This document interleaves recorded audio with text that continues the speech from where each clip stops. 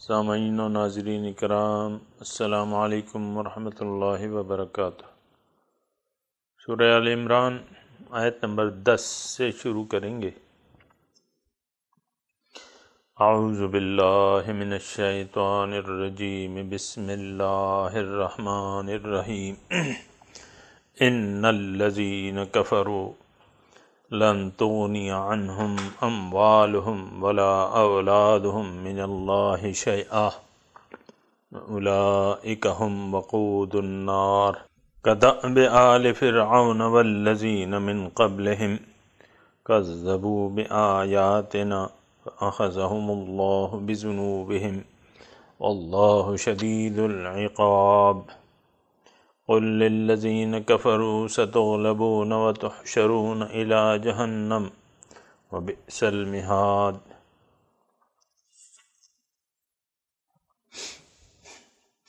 ان الذین کفروا، بے شک وہ لوگ جنہوں نے حق پر عمل کرنے سے انکار کیا، لن تغنی عنہم اموالہم، کام نہیں آئے گا ان کے کچھ بھی، ان کے مال اور نہ ان کی اولاد، اللہ کے عذاب سے کچھ بھی۔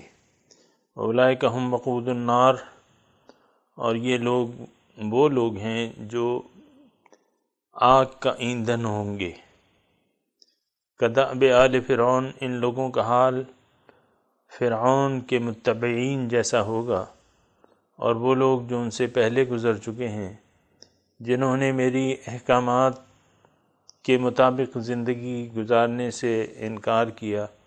فأخذہم اللہ بذنوبہم، اللہ تعالیٰ نے ان کے گناہوں کی سبب پکڑ کر لی۔ واللہ شدید العقاب، اللہ تعالیٰ سخت عذاب دینے والا ہے۔ قل للذین کفروا، آپ کہہ دیجئے کافروں سے، ستغلبون، جلد ہی تم مغلوب ہو جاؤ گے، وتحشرون الی جہنم، اور تم ہانکے جاؤ گے جہنم کی طرف، اور وہ بہت برا ٹھکانہ ہے۔ اللہ اکبر۔ سامعین کرام، یہ مقدمہ اور تمہید بیان ہو چکی ہے، اور آج کا جو سبق ہے وہ اصل مضمون ہے سورت کا۔ ان الذین کفروا لن تغنی عنہم اموالہم ولا اولادہم من اللہ شیئا، کہ وہ لوگ جو انکار کرتے ہیں ان کے کام نہیں آئیں گے ان کے مال اور اولاد اللہ کے عذاب سے کچھ بھی، اور یہ لوگ جہنم کا ایندھن ہوں گے۔ سامعین کرام، بالکل واضح ہو جانی چاہیے کہ اللہ تعالیٰ کا مطالبہ ہم سے کیا ہے اور کیا چاہتا ہے، اور قرآن میں یہ مطالبہ بالکل واضح الفاظ میں ہے۔ وَقَضَىٰ رَبُّكَ أَلَّا تَعْبُدُوا إِلَّا إِيَّاهُ، یہ رب کا قطعی فیصلہ ہے کہ اللہ کے سوا تم نے کسی کی بندگی نہیں کرنی۔ اللہ کی بندگی کا کیا مطلب ہے؟ اس کا مطلب یہ ہے کہ انسان کو، سامعین کرام بالکل آسان الفاظ ہیں، کوئی میں آپ کو مشکلات میں نہیں ڈال رہا۔ اللہ کی بندگی کا مطلب کیا ہے یہ جان لینا چاہیے۔ ہم اور آپ جس معاشرے میں رہ رہے ہیں وہاں اللہ کی بندگی کے کچھ محدود مفاہیم ہیں جو کہ اتنے درست نہیں ہیں، بلکہ اس کا بڑا وسیع مفہوم ہے۔ اللہ کی بندگی اختیار کر لینا یا اللہ کا بندہ بن جانا، اس کا کیا مطلب ہے؟ انسان کو اللہ تعالیٰ نے جب پیدا کیا تو یہ ایسی مخلوق ہے جو اشرف المخلوقات ہے۔ اس کا اور دیگر مخلوقات کا فرق صرف یہ ہے کہ اللہ تعالیٰ نے اس کو اختیار دیا ہے، عقل دی ہے اور اختیار دیا ہے۔ نفس، عقل، اختیار، ارادہ، یہ ساری چیزیں اللہ تعالیٰ نے اس کو عطا فرمائی ہیں۔ پھر انسان کی پیدائش کا ایک خاص مقصد بھی ہے، اور وہ مقصد کیا ہے؟ اللہ، اللہ جب میں کہتا ہوں اس کا مطلب کیا ہے کہ آپ اللہ کے راستے پر چل کر اس کے قریب ہو جائیں، اس کی پہچان حاصل کرنے، اس کے قریب ہو کے اس کی پہچان حاصل کر لے اور اپنے آپ کو اس کے دیدار کا اہل بنا لے۔ اللہ سامعین کرام، یہ وہ مقصود ہے جو ہمارے ذہن میں نہیں آتا، کیونکہ کوئی یہ سونا چاندی تو ہے نہیں بظاہر، نہ مٹی سے اس کا کوئی تعلق ہے، ہمیں تو مٹی سے بنے مٹی سمجھ میں آتی ہے، لیکن یہ بات جو ہے درست نہیں ہے، ایسی سوچیں درست نہیں ہیں، عقل مند بننا چاہیے۔ ہاں، عقل مند، عقل والے۔ تو گزشتہ سبق میں بھی تھا وَمَا يَذَّكَّرُ إِلَّا أُولُو الْأَلْبَابِ، اس پہ بھی ہم نے بات کی تھی کہ اس سے نصیحت جو ہے وہ خاوندان عقل ہی لے سکتے ہیں۔ اللہ ہمارے مقصود ہیں، محبوب ہیں، مطلوب ہیں اور معبود ہیں، اور یہ سامعین کرام یہ ذرا ذہن میں رکھیں کہ جب تک یہ تین چیزیں نہیں ہوں گی، اللہ جب تک ہمارے مقصود نہ بن جائیں، محبوب نہ بن جائیں، مطلوب نہ بن جائیں، وہ ہمارے معبود نہیں بن سکتے۔ جبکہ اللہ تعالیٰ کی تمام جو ہم سے توقعات ہیں، یہ جو احکامات ہیں کہ وَاعْبُدُوا اللَّهَ وَلَا تُشْرِكُوا بِهِ شَيْئًا، اللہ کی بندگی اختیار کرو اور اس کے ساتھ کسی کو بھی شریک نہ ٹھہراؤ۔ تو جب تک اللہ تعالیٰ ہمارے مقصود نہیں بن جاتے سامعین کرام، یہ وہ بات ہے جو عام طور پہ ہمیں نہیں کہی جاتی، بس زیادہ تر دین کے اور ایسی باتوں کی طرف متوجہ کیا جاتا ہے، بغیر مقصود کو صحیح کیے ہمیں ایسی باتوں کی طرف متوجہ کیا جاتا ہے جو کہ فروعات ہے، جو بنیاد نہیں ہے، یعنی ہماری زندگی کی بنیاد نہیں ہے، فروعات ہے اور شاخیں ہیں۔ یہ سب کچھ کرنا چاہیے، جو کچھ ہمیں کہا جاتا ہے یہ کرنا چاہیے، لیکن پہلے تو بنیاد کو تو صحیح ہو جانا چاہیے۔ ہمارے معاشرے کا المیہ یہ ہے کہ ہم لوگ نہ تو اپنی بنیاد سے واقف ہیں اور نہ کوئی ہمیں یعنی کوئی ایسا طبقہ ہے کہ ہمیں ہماری زندگی کی بنیاد فراہم کرنے میں ہماری مدد دیتا ہے، اور اس کی بھی وجوہات ہیں۔ ایک تو یہ کہ ہمیں دلچسپی نہیں ہے خود، ہاں، کیونکہ یہ بات بھی یعنی یہ بھی عذر نہیں ہو سکتا کہ کسی نے مجھے بتایا نہیں، آپ خود سوچ لیں، آپ خود عقل سے کام لیں۔ لِيَدَّبَّرُوا آیَاتِهِ وَلِيَتَذَكَّرَ أُولُو الْأَلْبَابِ، آپ خود عقل سے کام لیں، حقیقت کو تلاش کریں، سچائی کو تلاش کریں اور سچائی تک پہنچنے کی کوشش کریں، سچ کے قریب ہونے کی کوشش کریں، حق کو اپنی آنکھوں سے دیکھیں۔ جو اس سے میرے مراد یہ ہے کہ حق کیا ہے، آپ کو اس کو دیکھنا ہے، اپنی چشم بینا سے، نور بصیرت سے اس کو دیکھنا ہے کہ حق کیا ہے اور حق ہم سے کیا چاہتا ہے۔ یہ ساری چیزیں جو ہیں یہ طلب کرنے سے ملتی ہیں سامعین کرام، اور عربی کا ایک مقولہ ہے کہ من طلب فقد وجد، جس نے طلب کیا اس نے پا لیا۔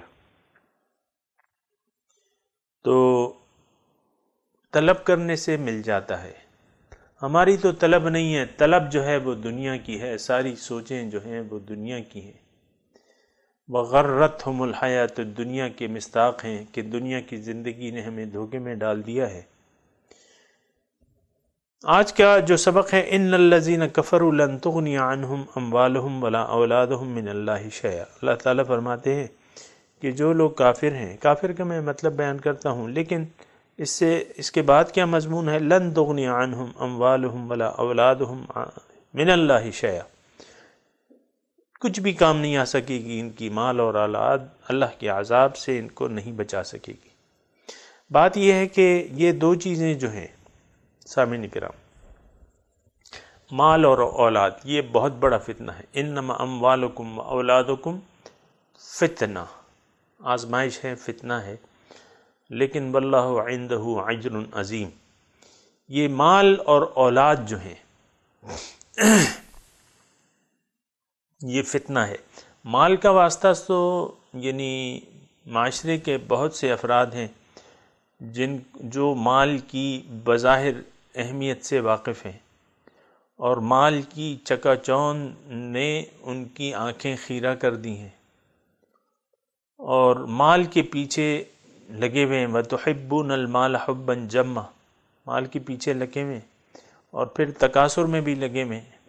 الہاکم التکاثر حتی زرتم المقابر، تکاثر یعنی زیادتی، مال کی زیادتی، سب کچھ یعنی بہت کچھ ہے لیکن پھر بھی لگے میں. حرص ہے، حرص تو کم نہیں ہوتی. حضور صلی اللہ علیہ وسلم فرماتے ہیں کہ اگر 2 وادیاں انسان کی سونے کی ہو جائیں تو وہ تیسرے کی طلب ضرور کرے گا. تو یہ مال اور اولاد، اب دیکھیں جن کی اولاد نہیں ہے وہ کیسے تڑپنے ہیں اولاد کے لیے. تو یہ اولاد یعنی انسان کو مال اور اولاد یہ دھوکے میں ڈال دیتی ہے. اولاد سے بھی آپ کو توقعات ہوتی ہیں، خاص کر اولاد نرینہ سے. اولاد نرینہ کہ میرے کام آئے گی، میرا کاروبار سنبھالے گی، میرے بڑھاپے کا سہارا بنے گی. اولاد نرینہ زیادہ تر لوگ جو ہیں اس پر خوش ہوتے ہیں. پھر یعنی یہ بھی آگے آئے گا زُیِّنَ لِلنَّاسِ حُبُّ الشَّهَوَاتِ مِنَ النِّسَاءِ وَالْبَنِينَ، بیٹوں کی محبت جو ہے وہ دل میں ہوتی ہے. اور یہ ساری چیزیں سامعین کرام اس وقت ہوتی ہیں کہ جب انسان ظاہر کے دھوکے میں پڑ جائے، تو پھر جو ظاہری چیزیں ہیں وہ اس کو اچھی لگنے لگتی ہیں. جب اس کی ترجیح جو ہے سامعین کرام دنیا ہو گئی، دنیا و ما فیہا ہو گئی، تو دنیا اور ما فیہا میں بڑی بڑی چیزیں جو ہیں وہ مال اور اولاد ہیں. اور جیسے کہ اللہ تعالیٰ نے فرمایا ہے کہ انما اموالکم و اولادکم فتنہ، کہ تمہاری مال اور اولاد جو ہے تمہارے لیے فتنہ ہے. تو مال اور اولاد یہ دنیاوی آئٹمز جو ہیں اس میں بڑی بڑی چیزیں ہیں. آپ دیکھیں نا، یعنی کیا پاکستانی معاشرہ اور کیا باہر کے معاشرے، سب جگہ امریکہ میں لوگ جو ہے ڈالر کی دنیا ہے، اور ڈالر کی وہاں دنیا ہے تو یہاں کون سی نہیں ہے، یہاں بھی روپے کی دنیا ہے. اور وہاں یہ تو آج کل گلوبل دنیا ہے تو خبریں ہمیں پہنچتی رہتی ہیں. وہاں لوگ جو ہیں وہ ملینر اور بلینر یہ گریڈز ہیں انہوں نے، کہ یہ ملینر ہے اور یہ بلینر ہے. اسی طرح یہاں بھی ایک شخص ہم کہتے ہیں بھئی لکھ پتی ہے، کروڑ پتی ہے، ارب پتی ہے. اسی طرح ہم پتی کرتے رہتے ہیں.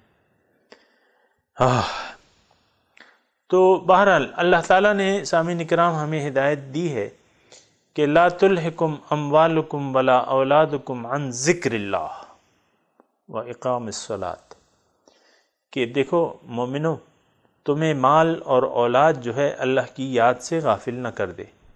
اس کا مطلب سامعین کرام کیا ہے کہ مال اور اولاد غافل کر دینے والی چیزیں ہیں. تو بہتر یہ ہے، اگر آپ غفلت نہیں چاہتے تو پھر آنکھیں کھولنے کی ضرورت ہے، آنکھیں بینا کرنے کی ضرورت ہے، حق کو دیکھنے کی ضرورت ہے، اپنی حقیقت پر سوچنے کی ضرورت ہے کہ میں کون ہوں، میں کیوں آیا ہوں یا آئی ہوں، میں نے کیا کرنا ہے، میرا کیا ایجنڈا ہے، اللہ تعالیٰ کیا چاہتا ہے مجھ سے، اور وہ کس طریقے سے پورا ہوگا. تو اللہ تو ہمارا مقصود ہے، اس تک پہنچنا ہے. اور طریقہ کار کیا ہے؟ بندگی رب، اللہ کی بندگی، یہ واحد طریقہ ہے. وَاعْبُدُوا اللَّهَ وَلَا تُشْرِكُوا بِهِ شَيْئًا، اللہ کی بندگی اختیار کرو اور اس کے ساتھ کسی کو بھی نہ محبت میں نہ اطاعت میں کسی کو بھی شریک اس کا نہ بناؤ. محبت بھی کسی سے نہ کرو، اللہ سے محبت کرو، اور مقصود بھی وہی ہو تمہارا، محبوب بھی وہی ہو، اور معبود بھی وہی ہو، بلا تشرکو بھی۔ یہ ساری چیزیں جو ہیں سامعین کرام نوٹ کرنے کی ہیں کہ یہ صرف اللہ تعالیٰ کا حق ہے۔ محبت، مقصد اور عبادت یہ صرف اللہ تعالیٰ کا حق ہے، بندگی یہ اللہ تعالیٰ کا حق ہے، اس میں کوئی شریک نہیں۔ ہاں محبت ہو سکتی ہے لیکن وہ اللہ تعالیٰ کی وجہ سے ہوگی، اللہ تعالیٰ کے کہنے کے مطابق ہوگی اور اللہ تعالیٰ کی وجہ سے ہوگی۔ من احب للہ وابغض للہ وعادى للہ ومنع للہ فقد استکمل الایمان۔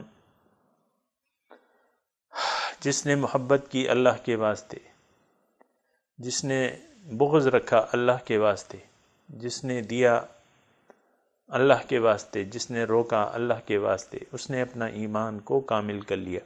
تو یہ باتیں جو ہیں سامعین اکرام کھری کھری باتیں ہیں، بالکل صاف باتیں ہیں، لیکن یہ سب اس وقت ہوں گی کہ جب ہمارا مقصود اللہ بن جائے۔ اللہ تعالیٰ جب تک ہمارے مقصود نہیں بنتے، اللہ تعالیٰ جب تک ہمارے مقصود نہیں بنتے، وہ ہمارے محبوب نہیں بنتے، وہ ہمارے مطلوب نہیں بنتے، تو وہ یہ یاد رکھیں کہ وہ ہمارا معبود بھی نہیں بن سکتا۔ پھر تو جو مقصود ہے وہی ہمارا معبود ہوگا، کیونکہ حضرت علی نے فرما دیا ہے کہ مقصود کا معبود کا، تمہارا مقصود ہی تمہارا معبود ہے۔ ظاہر ہے کہ مقصود کا انسان خیال رکھتا ہے۔ اگر مال اور اولاد مقصود ہیں تو یہ چیزیں پھر تم ان کا خیال رکھو گے، یہ تمہاری ترجیح بن جائیں گے۔ اور آپ دیکھیں بعض والدین جو ہیں، بلکہ اکثر والدین اپنی اولاد کا کتنا خیال رکھتے ہیں، اللہ تعالیٰ سے زیادہ خیال رکھتے ہیں، اولاد کو یاد رکھتے ہیں، ان کی شکلیں یاد رکھتے ہیں۔ میں یہ نہیں کہہ رہا اولاد کو یاد نہیں یا بھلا دینا چاہیے، میں ہرگز یہ نہیں کہہ رہا، لیکن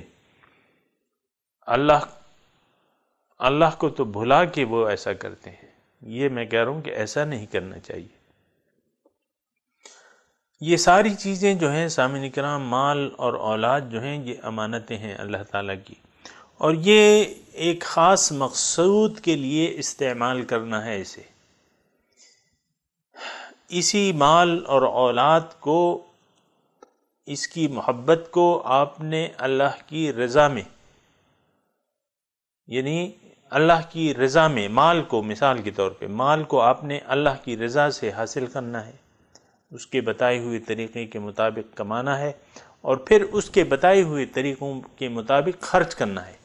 تو اللہ تعالیٰ پھر یہ نہیں کہتا کہ آپ اپنے اوپر خرچ نہ کریں، یا اپنی اولاد پہ خرچ نہ کریں، یا اپنے بیوی بچوں پہ خرچ نہ کریں، یا آپ اپنے رشتہ داروں پہ خرچ نہ کریں۔ اللہ تعالیٰ تو اس کا حکم دیتا ہے،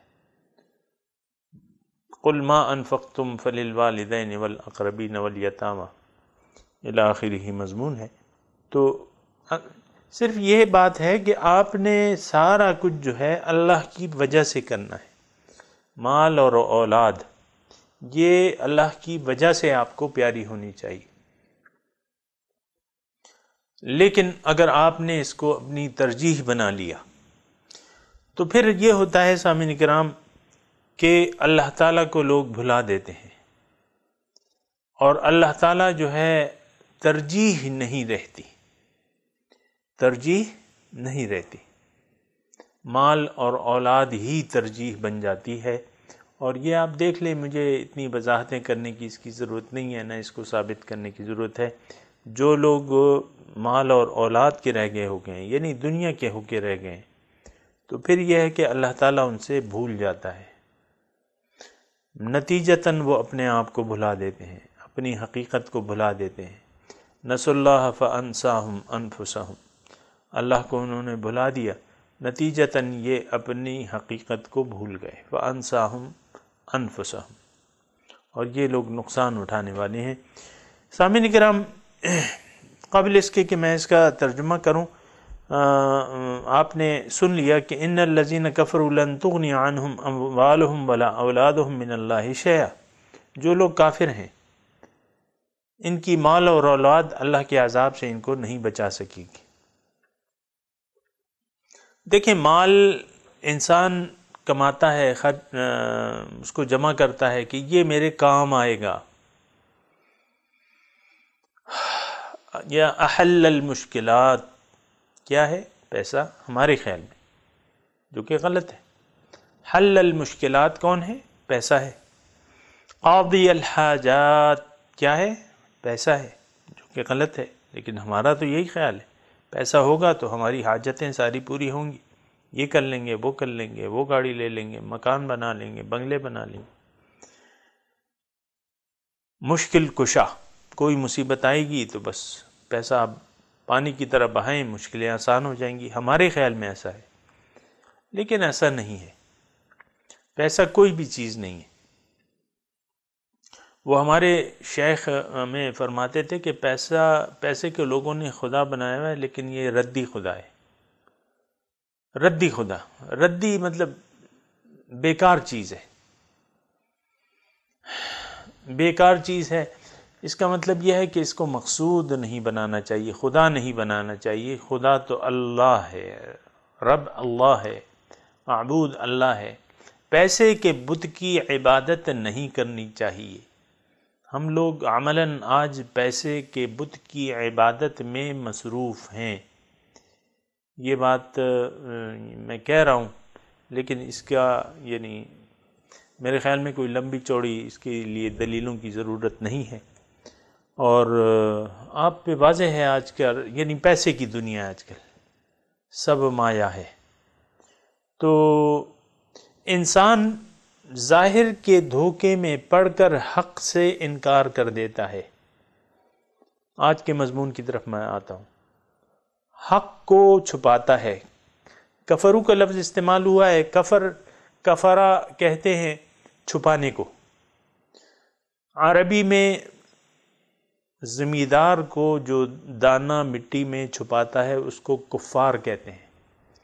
یعجب الزراع لیغیظ بہم الکفار، عربی میں قرآن میں بھی یہ استعمال ہوا ہے زمیندار کے لیے کفار کا لفظ۔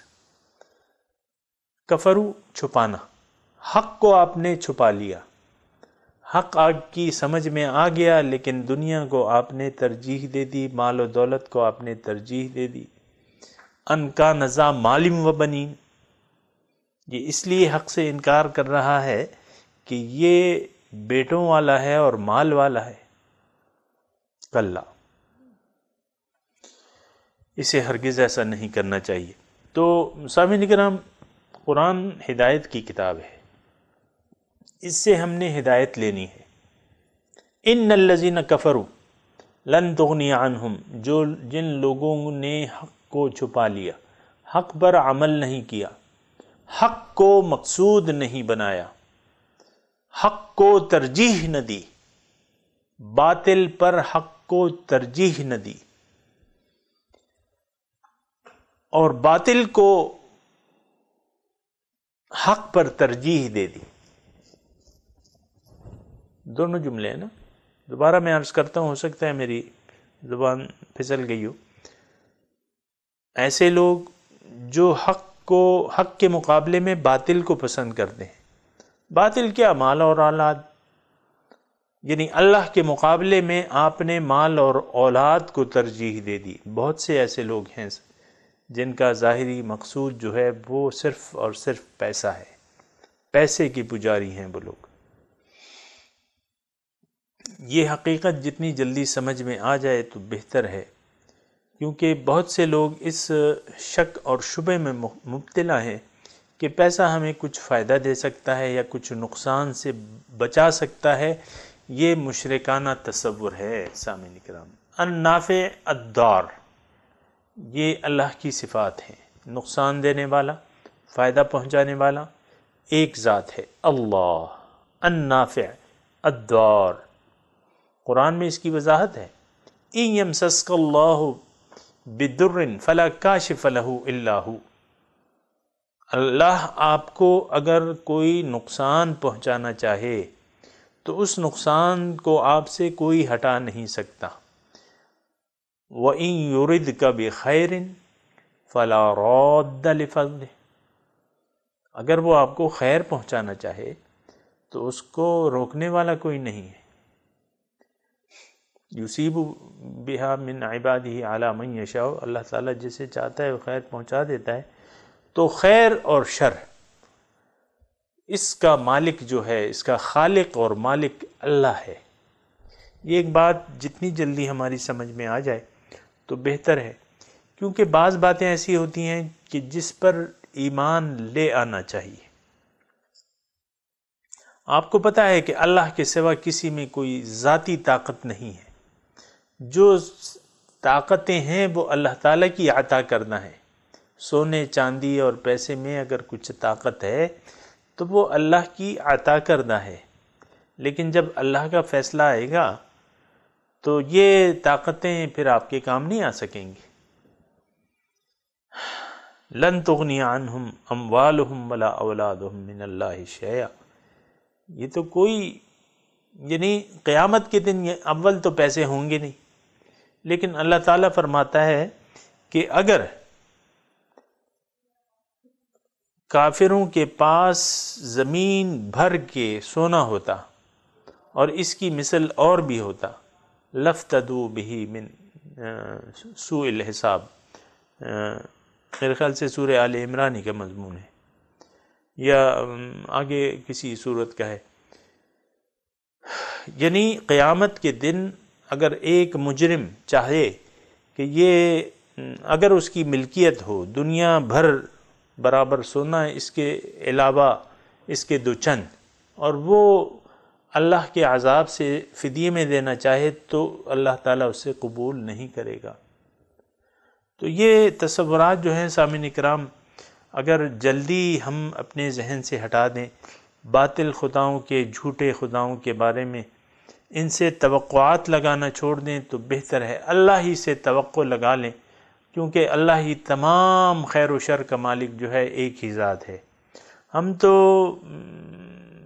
کہنا چاہیے یا نہیں، بہرحال مشرکانہ خیالات ہیں ہمارے، یعنی اللہ کی صفات ہم نے غیر اللہ کو بھی دے دی ہیں۔ وہ ایک ہمارے وزیر اعظم تھے، کرسی پہ بیٹھے ہوئے تھے، آج سے کافی عرصے کی بات ہے، تو کہتے تھے میں تو کمزور ہوں، یہ جو کرسی رکھی ہے یہ بڑی مضبوط ہے، لیکن وہی کرسی جب رب کا فیصلہ آیا تو کوئی نہ کام آ سکتی ان کے، کوئی چیز کام نہیں آ سکتی۔ اللہ کا جب فیصلہ آ جائے تو کوئی چیز آپ کو نہ نقصان سے بچا سکتی ہے، نہ فائدہ حاصل کرنے سے روک سکتی ہے کوئی بھی ہستی۔ یہ حدیث کا صاف مضمون ہے۔ بہرحال میں صرف یہ عرض کرنا چاہتا ہوں کہ مال اور اولاد کی وجہ سے، یہ بڑے بڑے بت ہیں، اس کی وجہ سے آپ دیکھیں نا، ماؤں کی جان جو ہے وہ بیٹوں میں اور اولاد میں ہوتی ہے کہ نہیں ہوتی؟ اسی طرح باپ جو ہیں ان کی جان جو ہے بیٹوں میں، زیادہ تر بیٹوں کو وہ ترجیح دیتے ہیں، تو بیٹوں پہ جو ہے جان چھڑکتے ہیں، تحائف لاتے ہیں، یہ کرتے ہیں، بڑا خیال رکھتے ہیں، اتنا خیال اللہ کا نہیں رکھتے۔ تو یہ دو چیزیں جو ہیں، پھر مال جو ہے بچا بچا کے انسان رکھتا ہے کہ یہ میرے کام آئے گا، اور برے وقت کے لیے میں نے بچا بچا کے رکھا ہے، کوئی بیماری آ جائے گی، کوئی یہ آ جائے گا۔ بہرحال تو سامعین کرام، یہ عارضی فوائد ہیں، اور یہ جان لینا چاہیے اور مان لینا چاہیے کہ اللہ کا جب فیصلہ آتا ہے تو ظاہری اسباب جو ہیں وہ ختم ہو جاتے ہیں۔ ابھی اس کا مضمون آئے گا، قد کان لکم آیۃ فی فئتین التقطا، اس میں مضمون آئے گا۔ لیکن یہ ہے کہ اللہ کا فیصلہ ہے بنیادی طور پہ، اللہ کا فیصلہ آپ کے بارے میں اچھا یا برا۔ تو اگر برا فیصلہ ہے تو مال اور اولاد ان لوگوں کے کام نہیں آ سکتی جنہوں نے اللہ پر اس مال اور اولاد کو ترجیح دی ہو۔ ان الذین کفروا لن تغنی عنہم اموالہم ولا اولادہم من اللہ شیئا، یعنی جب اللہ کا فیصلہ آ جائے گا عذاب کا تو ان کی مال اور اولاد ان کے کچھ بھی کام، شیئا مطلب کچھ بھی کام نہیں آ سکے۔ یہاں تو ہم بھروسہ رکھتے ہیں نا، بیٹوں پہ بھروسہ رکھتے ہیں، اولاد پہ بھروسہ رکھتے ہیں۔ اور توقعات رکھتے ہیں، اپنی اولاد سے توقعات رکھتے ہیں، مال سے توقعات رکھتے ہیں کہ یہ ہمارے مشکل میں کام آئے گا، لیکن یہ ہے کہ اصل جو جگہ ہے کام آنے کی وہ تو روز محشر ہے۔ یہ نہیں، آپ کو اگر دوزخ میں پھینکے جانے کا فیصلہ ہو گیا، اور یقیناً ہوگا ان لوگوں کے بارے میں جو لوگ کافر ہیں، جو حق کو پہچاننے سے انکاری ہیں، جنہوں نے حق کو یہاں نہیں دیکھا، تو وہ لوگ یقیناً جہنم میں پھینکے جائیں گے۔ اور جب جہنم میں جانے کا فیصلہ ہو جائے گا تو اللہ تعالیٰ کہہ رہا ہے کہ لن تغنی عنہم اموالہم ولا اولادہم من اللہ شیئا واولئک ہم وقود النار۔ یہ لوگ جو ہیں جہنم کا ایندھن ہوں گے۔ سامعین کرام، ایندھن اور آگ میں تھوڑا سا فرق ہوتا ہے، اور آپ خود مشاہدہ کریں کہ آگ جب جل رہی ہو تو اس کا جو ایندھن جو جلتا ہے تو اس پہ زیادہ مصیبت ہوتی ہے۔ اولئک ہم وقود النار، اور ایسا ہی ہوگا سامعین کرام، اللہ تعالیٰ نے جو کہہ دیا ہے، اور یہ اکیلی جگہ نہیں ہے جہاں یہ وقود النار کے الفاظ استعمال ہوئے، یہ ہم سورہ بقرہ میں بھی پڑھ چکے ہیں۔ سورہ بقرہ میں اللہ تعالیٰ نے فرمائے فاتقوا النار التی وقودها الناس والحجارہ، ڈرو اس آگ سے، اپنے آپ کو بچا لو اس آگ سے جس کا ایندھن جو ہے پتھر اور لوگ ہوں گے، یعنی لوگ جو ہیں وہ ایندھن ہوں گے۔ تو سامعین کرام، یہ بڑی مشکل صورتحال ہے، اور یقیناً ایسا ہی ہوگا۔ اس کے بارے میں اللہ تعالیٰ کا ہر وعدہ جو ہے وہ سچا ہے، چاہے وہ جنت کے بارے میں ہو، چاہے وہ دوزخ کے بارے میں ہو۔ یہ اب ہمارا تو یقین نہیں ہے، نہ جنت پہ ہے نہ دوزخ پہ ہے، لیکن یہ بات بالکل اٹل ہے کہ جو اللہ تعالیٰ نے فرما دیا ہے قرآن میں وہ اٹل ہے۔ تو اولئک ہم وقود النار، یہ لوگ جو ہے جہنم کا ایندھن ہوں گے، اور ان کا حال کیا ہوگا؟ کدأب آل فرعون، ان کا حال جو ہے وہ فرعونیوں کی طرح ہوگا، آل فرعون کی طرح ہوگا۔ آل فرعون کا کیا حال ہوا؟ آل فرعون جو تھے، آل فرعون کا مطلب فرعون کے متبعین، فرعون اپنے لاؤ لشکر سمیت یعنی دوزخ میں، یعنی سمندر برد نہیں ہو گیا، یعنی اللہ کا عذاب ان پر دنیا اور آخرت میں بھی آئے گا۔ سامعین کرام، اس کا مطلب یہ ہے کدأب آل فرعون والذین من قبلہم، اور جو لوگ ان سے پہلے تھے، کذبوا بآیاتنا، انہوں نے میرے احکامات کو جھٹلایا، فأخذہم اللہ بذنوبہم، اللہ تعالیٰ نے پکڑ لیا بسبب ان کے گناہوں کے۔ کذبوا بآیاتنا، میں سامعین کرام تھوڑا سا مضمون میں عرض کرنا چاہتا ہوں کہ اللہ تعالیٰ کے احکامات کو جھٹلایا کیا مطلب ہے؟ سامعین کرام، جتنی جلدی ہم ہو سکے میں آپ کو صرف گزارش کر رہا ہوں کہ قرآن کے مقصد سے اپنے آپ کو واقف کر لیں، قرآن کی اصطلاحات سے اپنے آپ کو روشناس کر لیں، تو بہتر یہ یعنی فائدہ مند ثابت ہوگا آپ کو قرآن کو سمجھنے کے لیے۔ کذبوا بآیاتنا، انہوں نے میری نشانیوں کو جھٹلایا۔ اب اللہ تعالیٰ کی نشانیاں، آیات جو ہیں وہ نشانی کو بھی کہتے ہیں اور احکامات کو بھی کہتے ہیں۔ والذین کفروا وکذبوا بآیاتنا اولئک اصحاب النار ہم فیہا خالدون، سورہ بقرہ۔ جنہوں نے جھٹلایا، تکفیر کی یا جھٹلایا، کفروا وکذبوا بآیاتنا اولئک اصحاب النار، یہ لوگ اصحاب النار ہیں، ہم فیہا خالدون۔ تو وہاں بھی تکذیب آیات تھی، اور تکذیب آیات سے پہلے اہبطوا منہا فاما یأتینکم منی ھدی، تم اترو، آدم سے اللہ تعالیٰ مخاطب ہے، تم اترو یہاں سے، اس مقام سے اترو، نیچے جاؤ زمین میں، فاما یأتینکم منی ھدی۔ تھوڑی سی توجہ رکھیں کہ آیات اور ہدایات یہ ایک ہی چیز ہے۔ اب ظاہر ہے کہ ہدایت مجموعہ ہے، آیات پھر اس کی تفاصیل ہیں، احکامات ہیں، ہدایت میں احکامات ہی ہوتے ہیں، ظاہر ہے۔ تو میں یہ سامعین کرام صرف اس لیے عرض کر رہا ہوں کہ ہم نے جو قرآن کے مقاصد ہیں ان سے تو ہمارا اتفاق نہیں ہے، اگر آپ برا نہ مانیں، اتفاق نہیں ہے تو پھر قرآن سے ہم گزر جاتے ہیں، سر سے ہمارے گزر جاتا ہے، یہ ترجمہ بھی گزر جاتا ہے، سب کچھ گزر جاتا ہے۔ کذبوا بآیاتنا، سامعین کرام کیا مطلب ہے اس کا؟ میرے احکامات۔ سامعین کرام ایک جملہ میں عرض کرنا چاہتا ہوں کہ انسان کی نجات کا واحد ذریعہ یہ ہے کہ وہ اپنی زندگی کو وہ اپنے سر کو اللہ تعالیٰ کے سامنے جھکا دے۔ کیا مطلب؟ فرما بردار ہو جائے، اللہ کا مطیع اور فرما بردار ہو جائے۔ کیا مطلب؟ اللہ کی بندگی اختیار کر لے۔ کیا مطلب؟ اللہ تعالیٰ کے احکامات کے مطابق زندگی گزارنا شروع کر دے۔ اللہ تعالیٰ کے احکامات کذبوا بآیاتنا، تکذیب نہ کرے بلکہ ان ہدایات کے مطابق اپنی زندگی گزارے، اس کی تکذیب نہ کرے۔ سامعین کرام یہاں ایک اور نقطہ بھی ہے کہ ایک تکذیب ہوتی ہے، ایک تکفیر ہوتی ہے، اور سورہ بقرہ کی جو میں نے آیت سنائی آپ کو اس میں بھی تکفیر بھی تھی، تکذیب، والذین کفروا وکذبوا بآیاتنا، جنہوں نے انکار کر دیا یا تکذیب کی، اولئک اصحاب النار ہم فیہا خالدون، یہ لوگ جو ہیں آگ والے ہیں، ہمیشہ اس میں رہیں گے۔ کذبوا بآیاتنا، تو تکذیب ہوتی ہے کہ آپ نے مان لیا لیکن مان کے نہ مانا، یعنی عمل نہیں کیا۔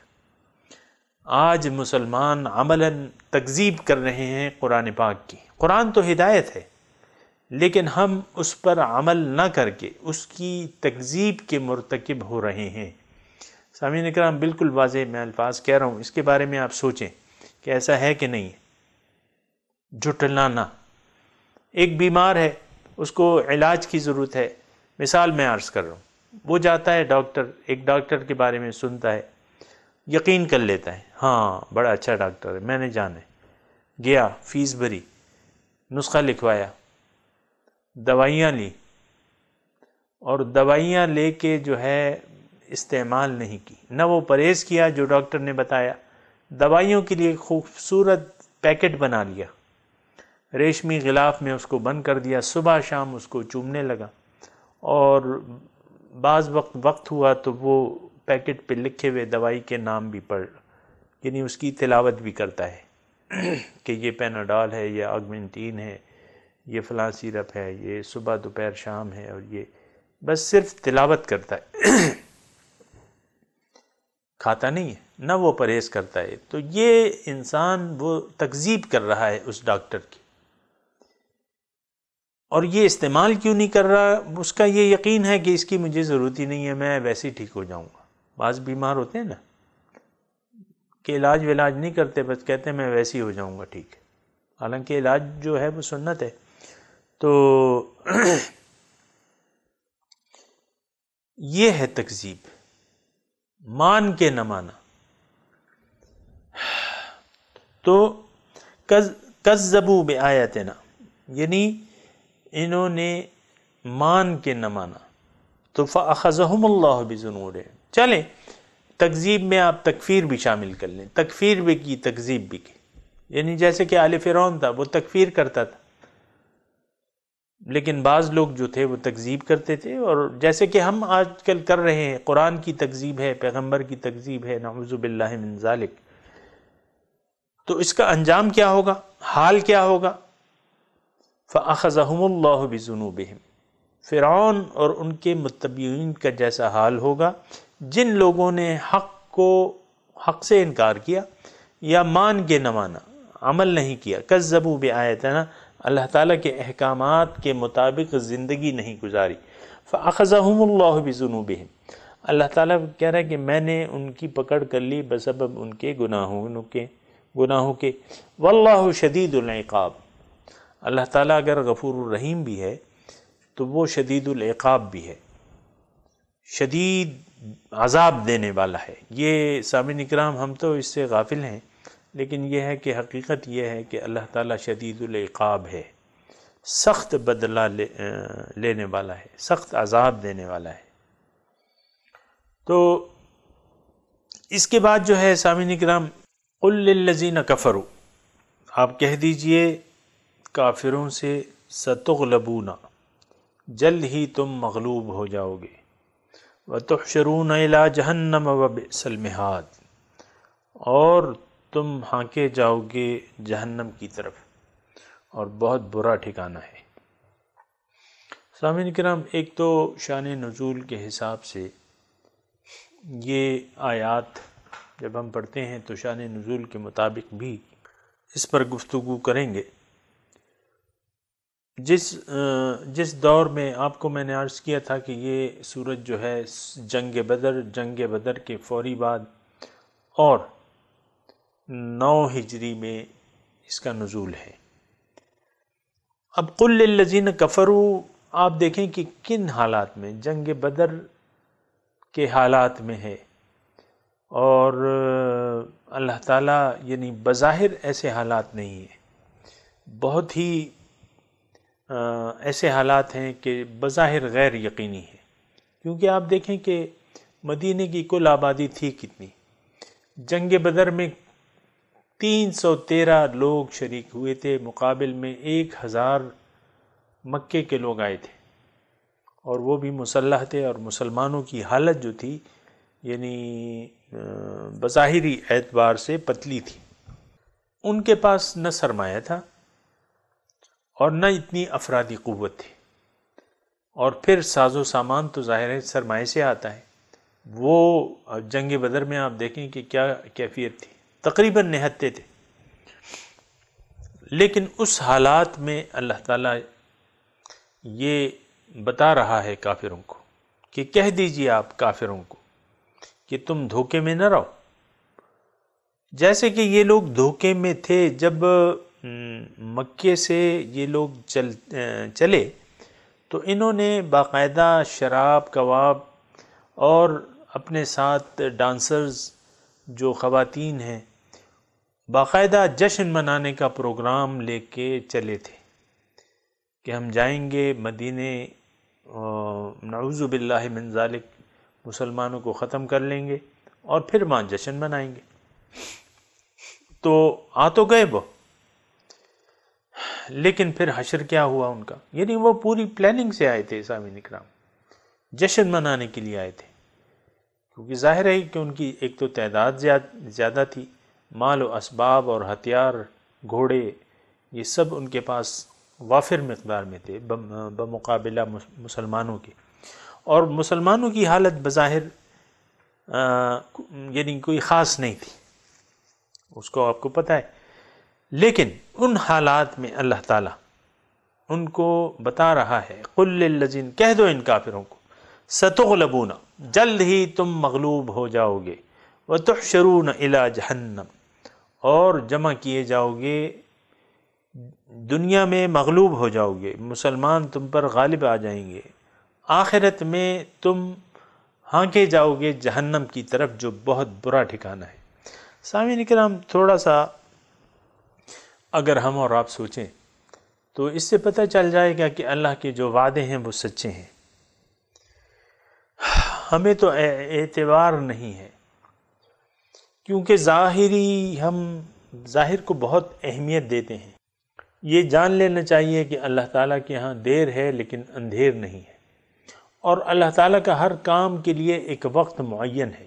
مثال کے طور پہ مسلمانوں کی لے لیں، حضور صلی اللہ علیہ وسلم جو کہ سردار الانبیاء تھے، 13 سال تک ان کے متبعین جو ہیں مظالم کی چکی میں پستے رہے، ہجرت کی، ایک مرتبہ ہجرت کی، پھر ہجرت کی، اور مکے میں کیا کیفیت تھی، خود حضور صلی اللہ علیہ وسلم پہ کتنے مظالم ڈھائے جا رہے تھے، اور پھر ان کا مقاطعہ ہو گیا جو انتہائی افسوسناک واقعہ ہے اسلامی تاریخ کا، کہ ان کا مقاطعہ کر دیا گیا، پانی، کھانا پانی، راشن سب کچھ بند کر دیا گیا، کہ یہاں تک یعنی کیا میں آپ کو بتاؤں۔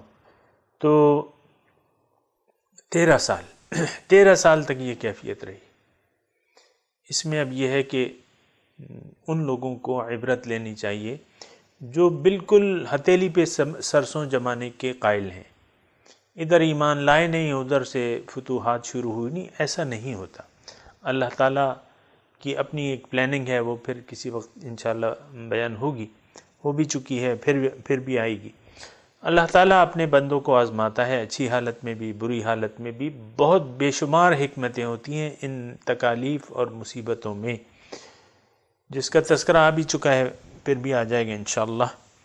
تو 13 سال تک جو ہے مظالم مسلمانوں نے حضور صلی اللہ علیہ وسلم نے برداشت کیے، صبر کیا، اف تک نہیں کی، حالانکہ یعنی سارا کچھ طے تھا، ایک پلان پروگرام تھا۔ هو الذی ارسل رسولہ بالہدی ودین الحق لیظہرہ علی الدین کلہ وکفی باللہ شہیدا ولو کرہ المشرکون۔ اللہ تعالیٰ وہ ذات ہے جس نے رسول کو بھجوایا ہے ہدایت بالہدی ودین، ہدایت اور دین حق کے ساتھ، تاکہ دیگر ادیان پر اس کو غالب کر دے۔ تو یہ ساری پلاننگ مکمل تھی، جیسا کہ ہو گیا۔ اسلام جو ہے اس کا غلبہ ہو گیا، تمام دنیا پر اس کا، اکثر دنیا پر اس کا غلبہ ہو گیا۔ تو لیکن صرف آپ یہ دیکھیں کہ کن حالات میں، اس میں صرف میں عرض یہ کرنا چاہ رہا ہوں سامعین کرام کہ ہم پر اگر کوئی مصیبت آتی ہے تو پریشان نہیں ہونا چاہیے، مصیبتوں پہ تکلیفوں پہ کبھی پریشان نہیں ہونا چاہیے۔ اللہ تعالیٰ کی امداد جو ہے، اللہ تعالیٰ نے فرما دیا ہے حقاً علینا نصر المؤمنین، حقاً علینا ننجی المؤمنین، مومنوں کی نجات، مومنوں کی امداد، یہ مسلمانوں کا حق ہے اللہ تعالیٰ پر، حقاً علینا۔ تو اللہ تعالیٰ کی امداد آتی ہے، لیکن یہ ہے کہ آپ نے بس جو ہو رہا ہے اس پر صبر کرنا ہے، اپنے آپ کے ذمے جو کام ہے وہ آپ کرتے رہیے۔ فاصدع بما تؤمر واعرض عن المشرکین، جو آپ کو حکم دیا جا رہا ہے وہ آپ کرتے رہیے، فاصدع، اور مشرکوں سے اعراض کیجئے۔ تو قل للذین کفروا، یہ تقریباً 2 ہجری کے مضامین ہیں، تو آپ کہہ دیجئے ان لوگوں سے، کافروں سے، ستغلبون وتحشرون، اے کافروں جلد ہی تم مغلوب ہو جاؤ گے۔ آج تو تمہیں غلبہ حاصل ہے، بظاہر غلبہ حاصل ہے، لیکن جلد ہی تم مغلوب کر دیے جاؤ گے۔ وتحشرون الی جہنم، اور جہنم کی طرف ہانکے جاؤ گے۔ وبئس المہاد، اور یہ بہت برا ٹھکانہ ہے۔ سامعین کرام، چلتے چلتے اس میں ہمارے لیے یہ تو شان نزول کے مطابق ہو گیا، اب یہ ہے کہ ہمارے لیے اس میں کیا سبق ہے۔ تو یہ آج بھی بات اسی طرح ہے سامعین کرام، اس میں اگر ہم ہدایت لینا چاہتے ہیں تو وہ لوگ جنہوں نے حق کو چھپا دیا ہے، حق سے اعراض کیے بیٹھے ہیں، اللہ تعالیٰ کو بھلائے بیٹھے ہیں، دنیا کو ترجیح دے دی ہے، جلد ہی ان کو مغلوب کر دیا جائے گا۔ یعنی حالات کا شکنجہ جو ہے اس میں گرفتار ہو جائیں گے، اور کچھ نہیں تو موت آ کر سارا کچھ ان سے چھین لے گی، مغلوب ہو جائیں گے۔ یہ تو تکبر کر رہے ہیں نا، بظاہر تکبر کر رہے ہیں، اور انا پرستی میں مصروف ہیں، تکبر میں مصروف ہیں، فخر کر رہے ہیں اپنے مال اور اولاد پہ، غلبے پہ فخر کر رہے ہیں، لیکن نہیں، جلد ہی حالات کا شکنجہ، آپ میرے مضمون ذہن میں رکھیں، حالات ایسے آ جائیں گے کہ آپ سے سب کچھ لے لیا جائے گا۔ دیکھیں، بڑھاپا تو آتا ہی ہے انسان پہ، ٹھیک ہے، موت بھی وارد ہوگی انسان پہ، تو موت کے وقت تو انسان مغلوب ہو جاتا ہے۔ ضروری نہیں ہے کہ ستغلبون سے ہم یہی معنی لیں جو شان نزول کے مطابق، ستغلبون، ہر کافر جو ہے مغلوب ہو جائے گا، موت کے وقت تو ہو ہی جائے گا، اور موت کا بڑا اہم وقت ہے سامعین کرام، فیصلے کی گھڑی ہے۔ تو اس وقت یہ مغلوب کر دیا جائے گا، ہاتھ پاؤں جو ہے، پھر ہاتھ پاؤں جو ہے وہ کام چھوڑ دیں گے۔ وَظَنَّ أَنَّهُ الْفِرَاقُ وَالْتَفَّتِ السَّاقُ بِالسَّاقِ إِلَى رَبِّكَ يَوْمَئِذٍ الْمَسَاقُ فَلَا صَدَّقَ وَلَا صَلَّى وَلَكِنْ كَذَّبَ وَتَوَلَّى۔ موت کے وقت، یہ حالات موت کے وقت کے اللہ تعالیٰ بیان کر رہا ہے کہ اس نے تصدیق نہ کی حق کی، اور نہ نماز پڑھی، لیکن وَلَكِنْ كَذَّبَ وَتَوَلَّى، تکذیب کی، حق کی تکذیب کی، تصدیق نہیں کی، تکذیب کی اور منہ پھیر لیا۔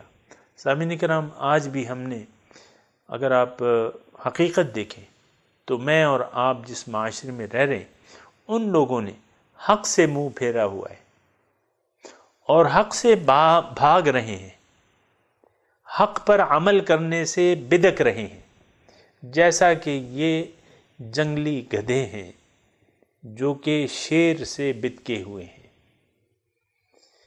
تو ستغلبون وتحشرون الی جہنم، جلد ہی تم مغلوب کر دیے جاؤ گے، تم پر قابو پا لیا جائے گا۔ اب ظاہر ہے کہ موت کا تو کوئی مقابلہ نہیں کر سکتا۔ سامعین کرام، آپ مجھے بتائیے کون سا ایک زبردست انسان ہے، چاہے اس کے پاس ایٹم بم ہے یا ایک سونے کا پہاڑ بھی ہے، لیکن